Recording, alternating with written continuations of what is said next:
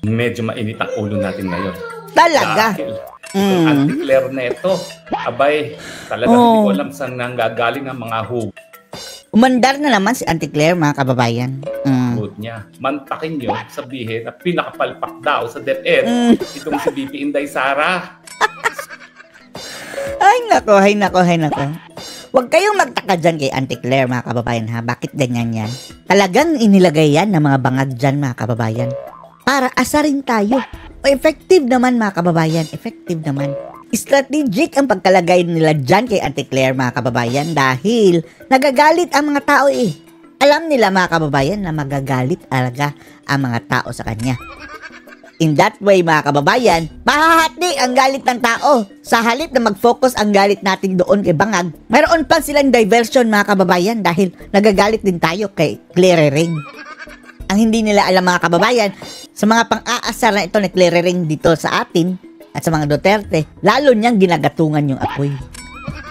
Mapapabilis, mga kababayan, ang kanilang pagkasunog. At akala nila hanggang doon na lang. O, effective.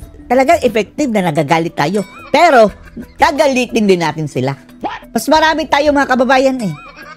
Yang si Claire Castro, wala na yung tahimik na buhay, mga kababayan. Tandaan nyo. Sos Mariosep. Una-una, Sos Mariosep talaga. Kasi siya ay tagapagsalita ng Pangulo. So, hindi siya tagapagsalita ng Pangulo, no? Pero, ano lang, palace daw, mga kababayan. So, overall, in the palace, sino pinaghuhugutan niya, mga kababayan, ng informasyon? Sa tingin natin, sa kanya lang galing lahat ang mga sagot, mga kababayan. Hindi ko alam kung si Pangulo nagsasalita dyan, kung si Marcos Jr. Hindi. Kung si Marcos Jr. nagsasalita dyan, pareho sila ng utak eh. Authorized yan eh, BBM, mga kababayan, na magsalita ng kahit ano. At tuwang-tuwa ang mga animal dyan, mga kababayan. Talaga namang yung binanggit ni Inday Sara nung siya'y nagsumite ng kanyang pagbibiteo, pinipilit siyang magbiteo. At ang sinasabi pa nga is, ano bang gusto mo? Saan mo ba gusto maapoy? Sa pagka-presidente, sana ginanyan si Sara, no? Lumayas ka na dyan. Kinakawawa mo ang Pilipinas. Si BBM na siguro, mga kababayan, ang worst president in the Philippine history. Tinalo na niya si Panot. Patunay na yung sinasabi niyang palpak si Inday Sara sa DepEd ay tanging paningin lamang ni Auntie Claire. Ngayon, ang tanong, ano bang kwalifikasyon ni Auntie Claire para siya ang maghusga? Kaya nga, no? Sino siya, mga kababayan, para magsabi niyan? Siya lang din. Pero pwedeng kasuhan yun si Auntie Claire, ha? Kaso lang, itong mga Duterte, mga kababayan, hindi nagkakaso. Sa performance ni Inday Sara Duterte. Ang pagkakaalam ko, abogado nga siya dahil Inday abogaga. Sara Duterte, pero wala naman siyang specialized training sa bilang isang educator, no? Tingin nga na ilan, mga kababayan, parang lukaret ito si Claire Castro. Parang may sariling mundo, no? Baliktad ang mga pinagsasabi, mga kababayan, tapos ayun, kapag magpa-party sila, biglang kakanta. Pangit pa ng boses, mga kababayan. Ibig sabihin ko po, siguro kung ang pula ay nanggaling sa isang dalubhasa na talagang bihasa pagdating sa larangan ng edukasyon, siguro matatanggap natin yung ganyang sinasabi niyang palpak si Inday Sara sa DepEd. Complete, ha? Hindi lang palpak, hindi lang failure, mga kababayan. Complete failure. Complete meaning kabuuan. Wala talaga ni isang katiting na tamang nagawa, mga kababayan. Pero wala naman ang ganyang kwalifikasyon. At all, yan. Likewise, Claire Castro, ang pinsan daw ni mga kababayan, Francine. Ay napakasama sabihin sa kapwa abogada. Dahil alam ko kami, bagamat iba't ibang mga larangan ng aming pinapasok bilang mga abogado, hindi natatanggal yung pagka-abogado namin, no? Dapat naman may konting respeto sa kapwa abogado. Walang hiya yan eh. Walang hiya talaga si Claire Castro, mga kababayan. Huwag ka nang umasa dyan, okay? Ko na bagamat tayo nasa larangan ng politika, at talaga namang mahilig manira ng manira itong Marcos Jr. administration, dapat naman hinay-hinay kapag ang pinupulaan ay ang kapwa abogada. Pero dahil nagsimula si Auntie Claire, simulan natin ang paghihimay-himay niya. Yan!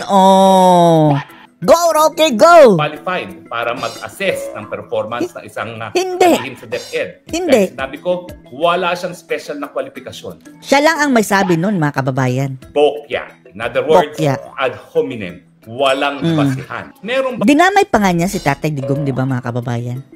Actually, salimpusa lang niya si mga kababayan, si Claire Castro. Si Sara lang at si BBM ang mayroong friction. Nakikisakay lang. Tapos dinamay pa niya, si Tatay Digong na wala namang ginawa mga kababayan. Hindi kasali sa usapan. Dadamayin din namin ang nanay mo, Claire Castro. May nanay ka pa ba? May tatay ka pa? Anong mararamdaman mo kung madadamay yon? Huwag mong idamay ang tatay ni VP Sara dahil alam mo na nga nakakulong doon Pinakidnap pa ng mo, amo mo. Idadamay mo pa. Talagang binastos niya si Tatay Digong mga kababayan. Pag-aaral na formal na ginawa na pinakapalpak ang 2 taon na paninilbihan ni Inday Sara sa DepEd. Wala. Bokya. Bokya. Ad hominem. Ibig Ad hominem. sabihin, paninira na walang basihan. Pangatlo, yan nga ba ay pananaw ng kanyang presidente? Hindi. Dahil salita na sa Inday Sara, pinigilan siya mag-resign, inoffer pa ng ibang pwesto, bagamat nung araw na... Parang di clearing lang yan mga kababayan. Ngayon, alas 10:30 ng umaga, napansin niya, nakainom na ng whiskey ang presidente. Bokya, walang basihan. Pang-apat, sabihin na natin ang galing yang... Amoy alak na mga kababayan. Kay Marcos Jr. May kwalifikasyon ba si Marcos Jr.? Wala. Hindi nga nagtapos ng kolehiyo. Paano naman niya huhusgahan ang performance ng abogada? Kahit saan-saan ng paaralan mga kababayan, pinatapon, hindi nakapagtapos. Pasalamat na lang dahil presidente, kanyang tatay, binigyan ng special diploma mga kababayan. Sa Department of Education, na wala naman siya napag-aralan sa kolehiyo. Walang pinag-aralan. Hindi talaga magsasalita ng ganyan ng Marcos Jr. dahil alam niya, kinakailangan magkaroon muna siya ng degree. Siya nga ang palpak, di ba, si Marcos mga kababayan? Tapos isisisi niya kay Sara. The nerve! Ng papel bago magsalita sa kwalifikasyon ng ibang tao, lalong-lalo na sa posisyon ng Department of Education kasi education talaga, napaka-importante po niyan. At buti sana kung kahirapan ang dahilan kung bakit ang Marcos Jr. ay hindi nakapagtapos sa pag-aaral. Hindi. Bulakbol mga kababayan. May testify dyan mga kababayan. Basta hindi lang natin ma-recall nung high school daw mga kababayan, parang schoolmate sila sa Lasal. Lasal ba yun? Basta, And then, nagpunta sila ng Oxford. Nakikita daw talaga niya mga kababayan si BBM na happy-go-lucky. And then, nabanggit pa niya ang tungkol doon sa droga mga kababayan. Hindi naman po. Ang hindi kanyang pagkakatapos ay nalathala naman yan sa Rolling Stone dahil... Oo nga, no? Pasama-sama daw mga kababayan doon sa banda ng Rolling Stone at may dalang kilo-kilong mga pulboron. Diyos ko, Lord. Nung siya estudyante, singhot ng pulboron. 1 kilong pulburon mga kababayan, kaya niyang singhutin. Padalaan sa ilong. Kaya hindi mawawala yung kanyang ganyan-ganyan mga kababayan. Ewan na natin bakit. Doon sa Oxford, di ba? Sabi nga dun sa Rolling Stone magazine ng article na yun na hindi naman niya... Sabi Rolling Stone, i-deny nila yan mga kababayan. Although hindi pinangalanan pero wala namang ibang son. Si Marcos Sr. mga kababayan, di ba? Babae mga kapatid niya. Siya lang lalaki. Lalakwe. Ewan na natin. Abay, kilo-kilo. Kung bumili ng cocaine, itong Marcos Jr. Rolling Stone nang sabi article diyan mga kababayan Nung siya estudyante sa... Wala rin denial. Okay lang sa'yo na kung sinabi na fake news yan. Wala. No comment. Magtataka pa ba kayo na siya ay drop out? Pero ang punto rito, sige, wag na natin siyang maliitin dahil siya ay drop out. Pero, naturalmente, dahil siya ay walang kahit anong kurso na natapos, wala naman siyang karapatan maghusga sa kakayahan ni VP Sara bilang isang DepEd Secretary. Now, gaya na aking sinabi, siguro kung ang finding na yan ay pag-aaral na scientifico, matatanggap natin. Pero wala namang ganyang pag-aaral na scientifico. O di ba kaya survey mga kababayan, di ba? Wag lang Okta Research dahil ito Okta Research mga kababayan, ang variable na siguro yan. Mga katabalustusan ang nagtatap mga kababayan. Dito na lang tayo sa SWS at saka sa Pulse Asia. Although sa atirati, tingin natin bias sa yan. Pero at least hindi pa sila totally talaga. Siguro pa konti-konti. Pero Okta Research, talagang wala ng mukha mga kababayan na maihaharap sa taong bayan. Siguro nga, isama na ni VP Sara sa kanyang budget itong taon na ito ang formal na pag-aaral kung ano ang mga na-accomplish ng DepEd nung siya ay namumuno. Pero hindi gagawin ni Sara yan kasi hindi ganyan si Inday Sara. Hindi niya kailangan magbuhat ng kanyang sariling bangko. Talaga? So kung hindi si Auntie Claire, hindi si Marcos Jr., at hindi ang mga non-existent experts ang dapat maghusga, sino dapat maghusga? Taong bayan. Well, unang-una po ay isang public office. Ang public office po, ang nagpapasweldo, taong bayan. Ang sinumpaan nilang katungkulan bilang public servants ay maging... Wala bang mga disciplinary action dyan, mga kababayan?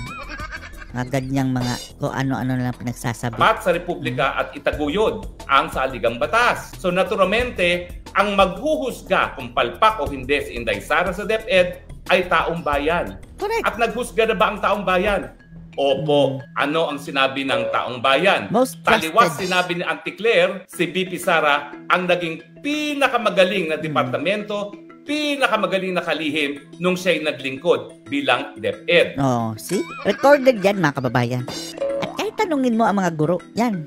Ang ayaw lang kay Sara, mga kababayan, yung mga teacher na, membro. O sasabihin nyo, salita-salita lang. Hindi po. Nagkaroon po ng mga surveys na kinukumpira ang performance ng iba't ibang mga kalihim at iba't ibang departamento. Ilang beses? At doon sa panahon na siya'y nanungkulan bilang DepEd Secretary, 2 taon, 2022 hanggang 2024, siya po ang unang-una, pinakamataas ang trust rating, pinakamataas ang approval rating bilang departamento at bilang kalihim. At under kay VP Sara Duterte, mga kababayan, tinanggalan niya ng mga pasanin na mga paperworks itong mga guro. Napakalaking tulong niyan, mga kababayan, para dito sa ating mga guro. Dahil for the longest time, pinapasan nila yang pasanin na yan, mga kababayan. Pahirap. Pagdating ni Sara, tinanggal niya yung mga paperworks. Isahin natin itong mga pag-aaral nito. Ito, Okta Research, tugon ng masa, conducted September. Pati Okta Research, mga kababayan, Pero dati-rati, mga kababayan, parang okay pa yung Okta Research. Biglang mga kababayan? Biglang lumangsa. Naging malangsang isda. 30 to October 4, 2023. 80% of respondents were satisfied with DepEd's performance. 79% said they trusted the agency. Only 3% said that they distrusted it. 3% lang. Yan pa mga bangag. Kailangan yun, drug test. Sa follow-up Okta survey noong Q1 2024, 82% of Filipinos trusted DepEd. DepEd was rated the best performing government agency with 84% satisfaction. See? Under pa yan kay Sara Duterte. Pinagkakatiwalaan at totally failure daw, ha? Hindi lang failure, mga kababayan, kundi totally dineklara ng taong bayan na baka ang dinidescribe niya is bangag. The best performing government agency. 84% satisfaction. O tignan naman natin kung anong naging husga ng bayan kahit BP Sara mismo bilang kalihim. Tanghere. Itong tanghere po, pag-aari ito ng mga malapit sa Marcos. Siguro naman po hindi nila pupurihin si Inday Sara. O bagamat itong survey na ito. Tanghere pala. Lahat naman siguro ng mga survey firms, mga kababayan, di ba? It's either dilaw or tinatambalos-los mga kababayan.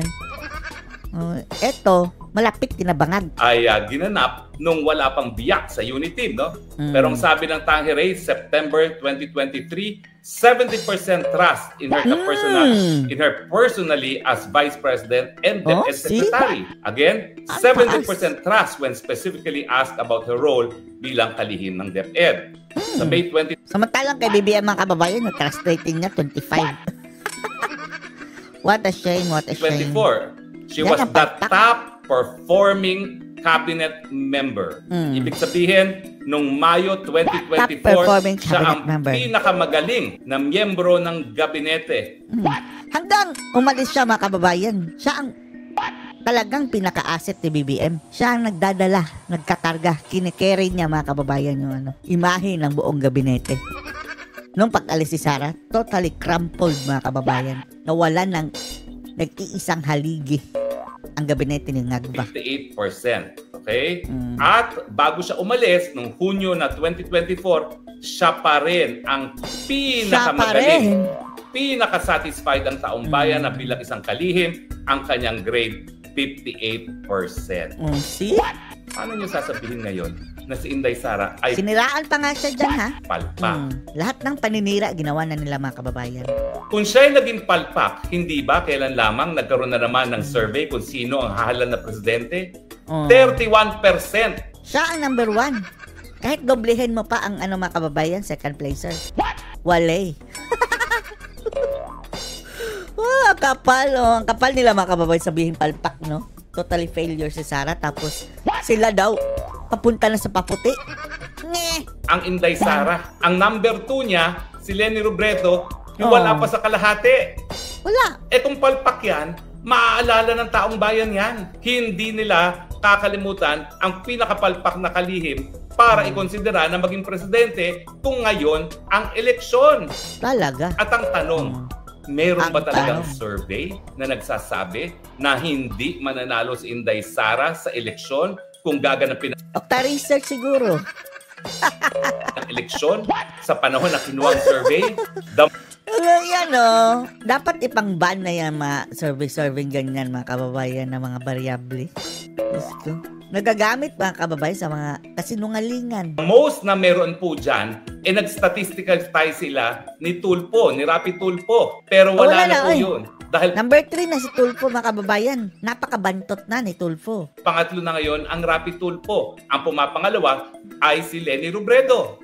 Ibig sabihin, kung naging palpak ang Inday Sara bilang kalihim ng DepEd, di hindi sana siya iboboto ng taong bayan ngayon para presidente kung ngayon ang gaganapin ang eleksyon. So Auntie Claire, saan nang galing ang hugot mo? Sa kanya na lang. Pinakapalpak si Inday Sara sa DepEd. DepEd. Walang basehan. Sabi-sabi mo lang. At sino ka ba para husgahan ang Inday Sara Duterte?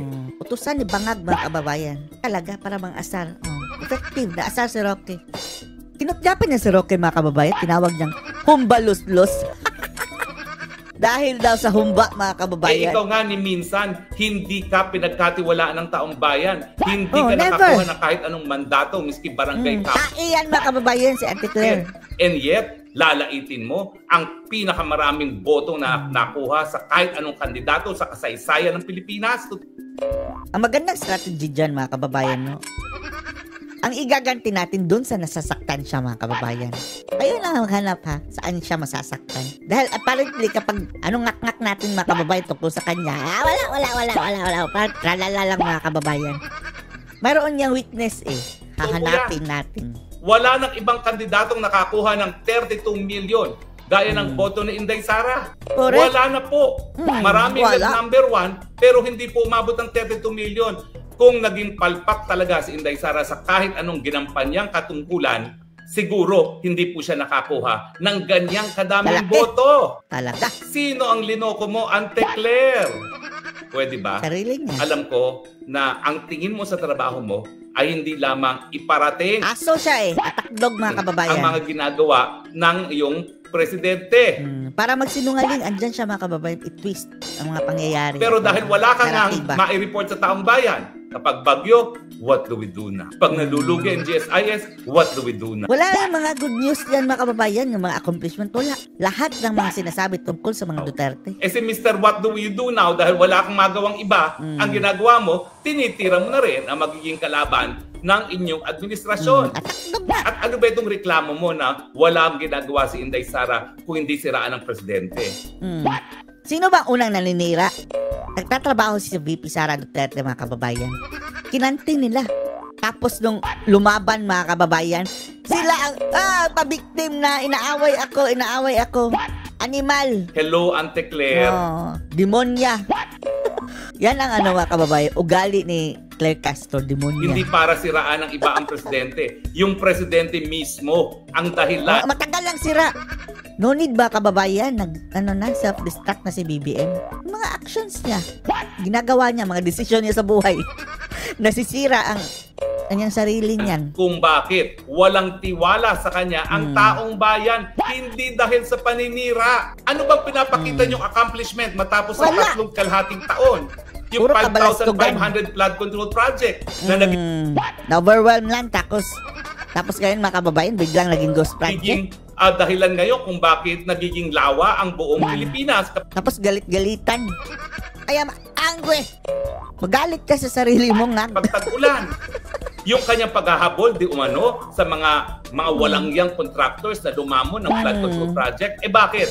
Ang pinakamalaking mga nilamon dyan, ang pinakamalaking mga kumpanya pag-aari ng napakalapit sa kanyang mga aliado sa gobyerno, sa Kongreso. Correct! At ang mga nanglamon ng mga laban ng bayan dyan sa mga flood control, mga congressman na napakalalapit sa kanya. Na nagpa-impeach yung VP Sara. And yet, sasabihin niya, ipakulong niya. Sige nga, ipakulong mo si Zaldico. Sige nga, ipakulong mo yung Tabalos-los! kapatid ni Zaldico. Sige nga, ipakulong mo si Speaker. Pati si Sandro. Lumalabas na sila ang pinakamalaking nakuhang mga allocation para sa flood control project. Sige nga, ipakulong mo yung Dong Gonzales na naging Deputy Speaker. At yung iba pang nasa Pinipilaban pa yan ha, traidor yan. Top-notchers pagdating sa pondong nakala, pagdating sa flood control. Yan sasabihin mo, magrereklamo. Sige nga, nasaan na? Yung kongresista ng Mindoro. Sabi mo talagang nagsabi ng local government units. Walang katuturan yung mga flood control projects doon. Yung mga congressman na talagang responsable dyan sa mga ghost projects sa Bulacan. Sige nga, ipakulong mo. Hindi mo kaya ipakulong yan. Kasi yung mga yan, nabigyan ng sandamukal na pondo para sa flood control dahil nanilbihan sila ng tapat dyan kay Marcos Jr. Kaya hindi mo yan mapapakulong. Yan ang dapat kontribyahin mo. Dahil yung sinasabi niyong ninakaw ni Inday Sara na 125 million, wala namang prueba at mayroong sabi ng COA, unmodified. Certificate ang COA na tama at walang problema sa mga report na sinumite ng DepEd para sa kanyang mga pondo na ginastos. Di ba malinaw naman yan? Siyempre, sinasabi niyo, na-dismiss lang impeachment. Hindi naman yung sabihin, wala siyang pagkakasala. Bakit? Meron bang presumption of guilt? Si BBM nga dapat i-impeach mga kababayan. Sa dami na kanyang kabalasugang ginagawa mga kababayan dito sa ating budget. Not to mention, ginawa niya kay Tatay Digong. Si BBM ang dapat ma-impeach. Kung hindi lang talaga hawak nilang mga buhaya dyan mga kababayan, matagal na yung impeach siya sa BBM. Merong presumption of innocence at hindi presumption of guilt. Kaya wag mong sabihin na palibasa may paratang, guilty na sa Inday Sara. At yung mga kabalbalan mo na sinasabi mong palpak sa Inday Sara, nasaan ang suporta? Ako, nang sinasabi mong kabalbalan lang yan, sinuportahan ko ng datos. Ano yung datos? Cross-sampling. Na high blood daw si Roque mga kababayan. Ikaw ba naman ang tawaging humbaluslos? Research. Yung ginawang cross-sampling. Binansagan niya si Roque pero hindi dumikit mga kababayan ang naiisip ng tao sa humbaluslos. Tambaluslos pa rin. Research, survey ng mga research outfit na ginawa sang-ayon sa isang scientificong mga pamamaraan na validated kahit tayo na naman kasing survey hanggang ngayon walang ibang iboboto bilang presidente, walang ibang pinagkakatiwalaan at pinaaprubahan na opisyales sa gobyerno kung hindi ang Inday Sara Duterte. Mataas na ito mga kababayan mo. Mataas ang high blood. Mataas na high blood pa. Mataas ang presyon nito. Uminom ka ng Luzartan, Roque muna. So, alam ko mahirap yung trabaho mo kasi Hindi! Sa tingin natin na mga kababayan, enjoy na enjoy siya. Parang may sira sa tuktok mga kababayan, Tapos, biglang kakanta. Walang normal na ganyan mga kababayan sa tingin natin. Nagpapagaganda ka pa lalo ng papel mo kay Marcos Jr. Pero wag mong gawin yan at the expense of your own credibility. Kasi pag ikay nagpula na walang dahilan, mawawalan ka ng kredibilidad. At saka, abogado ka pa naman. Hindi ba tayo mga abogado, we live by the rules of evidence? So ipakita mo, Ante Claire, nasa ng ebidensya mo na napakapalpak ni BP Sara? Walang ebidensya siya mga kababayan. Mema lang, may masabi. Kaya ikalihim sa DepEd. Ako, nagpresenta ako ng datos na siya ang pinakasinangaan. At ang reason lang niya, nagbitiw. O si BBM, nagbitaw sa DA. Palpak din completely. Yun ang palpak, walang nagawa sa DA mga kababayan. DepEd ang pinaka-approve at pinaka-satisfied ng taong bayan nung nanungkulan si BP Sara. Anong ebidensya mo? Wala. Akala mo, palibasa, napakalakas ng mikropono mo, lahat ng maririnig ng tao sa mikropono. Ang problema dyan kay Claire Castro, pwede naman natin yan ipagwalang bahala mga kababayan. Ang problema, ina-amplify ng mainstream media. Tapos ang dami nilang mga trolls mga kababayan na halatang mga bayaran. Na-prove ko na yan mga kababayan na talagang bayaran dahil anak mismo ng kaibigan ko mga kababayan. Toddler ha. Kinuha ang picture mga kababayan at ginawang profile picture nung troll na mga anti-Duterte na nagko-comment.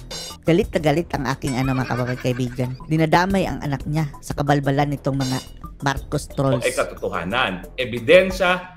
Lock ang profile mga kababayan Pansinin nyo, yung mga umaatake sa mga Duterte. Common sa kanila, nakalock ang profile. And then, profile picture lang nakikita mo. Noon, kinuha ang anak ng mga kababayan, litrato ng anak ng kaibigan ko. Ebidensya, ebidensya. At habang wala kang mapakitang ebidensya, laban doon sa mga ebidensya na pinakita ko, na ang taong bayan naghusga na sila ay more than satisfied doon sa performance ni Inday Sara bilang DepEd Secretary, ang aking rekomendasyon, shut up. Less talk, less mistake. Hindi yan makikinig sa'yo, Roque. Gantihan mo na lang sa ibang paraan, Roque. Pero, hindi yung violente, ha? Hanapan mo ng weakness. Legally. Kagaya ni Torre, mga kababayan. Apparently, ang weakness ni Torre, kutyain ang kanyang mukha, mga kababayan. O nasabihang unggoy ni Baste. Ayun, tumahimik, mga kababayan.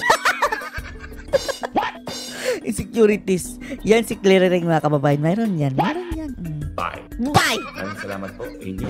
Okay ka lang? Patuloy na pagtangkin. Nasana? Pasensya na kayo. Huwag ka muna kumain ng humba. Baka ma-high blood ka, Roque. Nang gagaliiti ako. Oh. Nag-exercise na nga ako. Hindi pa ako naliligo dahil gusto ko lang ilabas yung kabusitan ko. Akala ko pag... Effective. Yan talaga ang purpose nila, Roque. Asarin tayo. Sige lang, maasar lang tayo mga kababayan. Pero marami tayo Mayroon ba mga social media yan? Sina Claire Castro, mga kababayan? Sino-sino ang... exercise ko, mawawala na yung busit ko dyan. Claire na yan. Gets na ha. Pero ang pikon ay talo. Ay naman yung nagsasabi. Tawanan na lang natin. Lukarit mga kababayan kapag baliw. Hindi natin sinasabing baliw ha. Kasabihan lang mga kababayan, wag kang pumato sa baliw dahil mababaliw ka rin. Suportahan lamang ang mga paratang ng ebidensya at pagdating sa ginampanang katungkulang ni Inday Sara, ang ebidensya po, kabaliktaran ang pinapakita. Pinaka naging magaling ang DepEd sa lahat ng ahensya. Baliktad nga. Lahat ng sinasabi nila mga kababayan, baliktad. Sa pamuno ni DepEd Secretary Vice President Inday Sara at pinagkakatiwalaan at pinaka-approve pa rin sa lahat ng kalihim ang VP Inday Sara. VP Inday? I rest my case. My case. Salamat po sa inyong patuloy na pagtangkilik, ha? Wag mo nang humba, ha? Ano na naman? Chicharon o sisig. Hanggang sa muli po. Delikado. Bakit itong mga kababayan, ating katawan kapag nasa matured age na, parang ang dami ng bawal. So, ito po yung spokes ng bayan, nagsasabi, I love you, Philippines. You're the only country that I have. You're the only country that magtig na tayo, I love you too. that I love. Maliligo na ako ngayon. Bye! Good for you. Good for you. Thank you, Roque, ha? Thank you sa mga info. Believe tayo kay Roque, mga kababayan. Ito, loyal ito, mga kababayan. Kahit maraming naninira dito, pero nakita natin ang kanyang pagiging loyal sa mga Duterte. Kaya hindi natin kayang ilaglag ito si Roque, mga kababayan. Ano masasabi niyo dito? Post your comments below.